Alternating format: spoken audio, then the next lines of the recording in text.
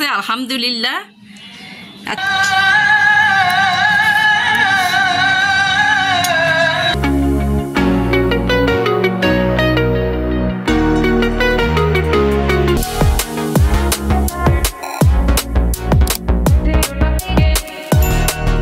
তো আজকে ইফতারে আমি তরমুজ রাখছি।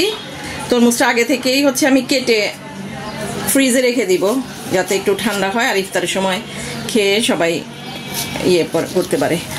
আর ঠান্ডা ঠান্ডা তরমুজ খেতে কিন্তু ভালো লাগে। তো আমি তরমুজ কেটে হচ্ছে ফ্রিজ আপ করবো। আধা ঘন্টাই হবে, আধা ঘন্টা যথেষ্ট। আধা ঘন্টা হলেই তরমুজ কিন্তু ঠান্ডা হয়ে যাবে।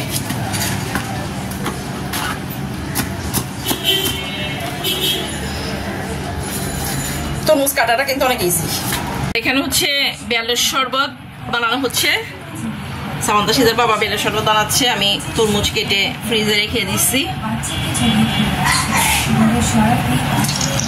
বেলের শরবতও কিন্তু একটু আগেই বানিয়ে ফ্রিজে রেখে দিব। বেলটা আজকে খুব ভালো। হ্যাঁ,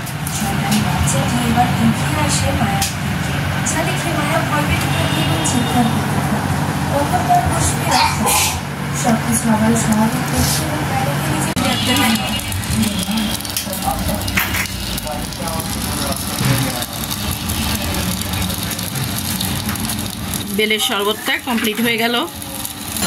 এখানে হচ্ছে আমার নিয়মিত আয়োজন পাস্তাটা প্রত্যেক দিনই আমি রাখি, কেননা সামান্তা সিজা পাস্তা কিন্তু খুব পছন্দ করে আর ওরা ইফতারে পাস্তাটাই খেতে চায়। সো আমি চেষ্টা করি যে পাস্তাটা ওদের জন্য প্রায় প্রতিদিন না হলেও একদিন পর পরই রাখতে চেষ্টা করি। তো এখানে আমি হচ্ছে গরুর মাংস আর পাতাকপি ভাজি করেছি পরোটা দিয়ে খাওয়ার জন্য। তো এই হলো আজকে আমার 11তম রোজার ইফতার মোটামুটি কমপ্লিট হয়ে গেছে আলহামদুলিল্লাহ।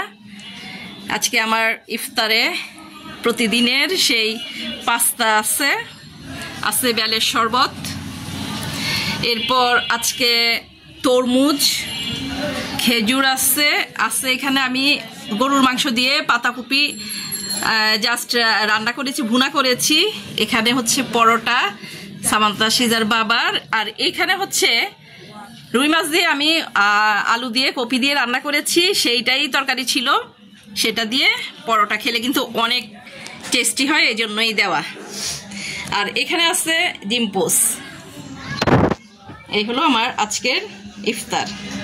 তো আমরা ইফতার করব এখন, আজান দিলেই আপনারাও ইফতার করুন। আবার দেখা হবে অন্য কোনো সময়, কথা হবে অন্য কিছু নিয়ে। সেই পর্যন্ত সবাই ভালো থাকবেন, সুস্থ থাকবেন। আল্লাহ হাফেজ।